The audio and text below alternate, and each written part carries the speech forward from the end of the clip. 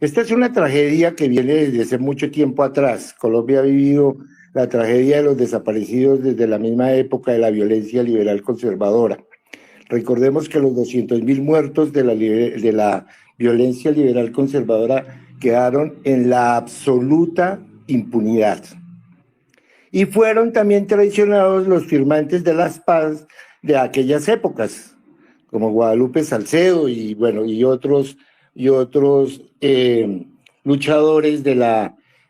violencia, de la confrontación armada por los partidos conservadores. Esta tragedia de los desaparecidos ha tenido raíces en nuestro país y tenemos que extirpar en algún momento de nuestra historia.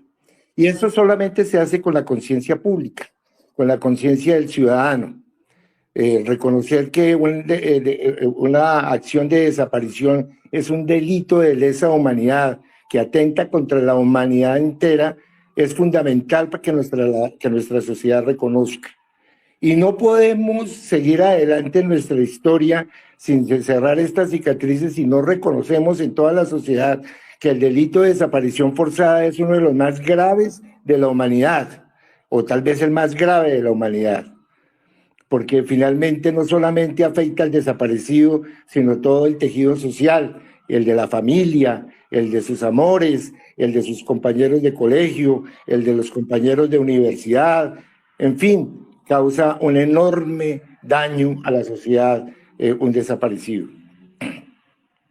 Los desaparecidos han sido una estrategia de la derecha recalcitrante en América Latina y sirven como incluso elemento de violencia y de confrontación y como arma de guerra para someter al contrincante. Así lo hemos visto en Chile, Uruguay, Paraguay, Brasil, Perú, El Salvador, Nicaragua en su momento y finalmente pues en Colombia, donde ha sido entronizada esta práctica de guerra como una de las más violentas y desastrosas que puede generar el ser humano. Por lo tanto, la única manera de salvarnos de esta tragedia y de esta miseria humana es simplemente la conciencia, la educación. Por eso la manifestación que hicieron los muchachos de Medellín hace renacer nuevamente la esperanza para que la sociedad colombiana vuelva a los ojos sobre aquellas personas que nos han dejado un enorme hueco en la sociedad y desde hace mucho tiempo, porque después de la guerra liberal conservadora vinieron también los desaparecidos del Estatuto de Seguridad de Turbay Ayala, y durante todos los gobiernos de alguna manera han ido desapareciendo personas que han tenido una vida dedicada al compromiso y a la responsabilidad social. Y más allá de esa tragedia, quisiera hacer una referencia sin ánimo de banalizar el asunto, pero con el ánimo de más bien de señalar cuáles son los códigos de comunicación de la extrema derecha en el negacionismo o a los que apela el negacionismo para intentar desvanecer estas memorias que nunca van a tener efecto y que jamás van a poder surtir el desvanecimiento de la memoria, porque como decía Rubén Blades, ¿a dónde van los desaparecidos? No, es que los trae el pensamiento, y ese pensamiento debe ser un social, debe ser un pensamiento colectivo para traer siempre a nuestros desaparecidos a nuestra memoria. Me quería referir a los códigos de comunicación de la derecha, y empiezo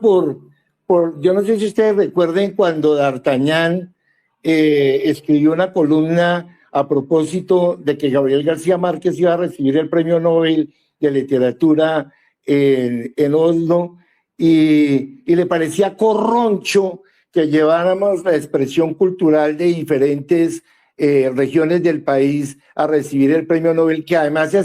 era disruptiva esa presentación, porque frente a la solemnidad de la entrega de los premios Nobel, la alegría colombiana llegó a aquella ceremonia. Yo recuerdo que D'Artagnan decía algo que no nos representaba. como si Colombia fuera solamente las maneras de los tratos y las formas cachacas bogotanas. Hoy, cuando veo a Federico Gutiérrez diciendo y estableciendo cómo debe ser el arte, con qué formas debe estar el arte, en qué lienzos debe estar el arte, cómo se debe expresar el arte, me recuerda también a Marta Traba, cuando revolvió el tema del arte en Colombia, de un arte de sociedad victoriana tal cual, o sea, exactamente igual como era la sociedad victoriana en la época de 1800 y pico, en la época de Virginia Woolf, además, también, 1920 y pico. Esas formas, esa estética de la derecha se utiliza para descalificar en aras del buen gusto. Es absolutamente, digamos, improcedente y tal vez muy risible que Federico Gutiérrez apele a los códigos de arte, de lo que él estima el arte, para censurar una expresión que es una expresión social y una expresión que tiene una denuncia, que es una denuncia tan grave como es que hay 502 desaparecidos en la Escombrera. Y se utilizan estas estéticas para descalificar, para ensombrecer, para agotar la memoria de las personas desaparecidas. Es muy importante hacerlo porque la estética de la extrema derecha, que apela a un comillas buen gusto,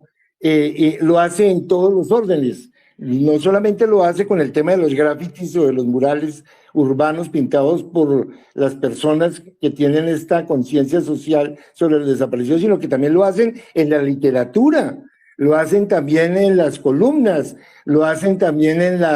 el arte, en la música, en todo aquello que no pareciera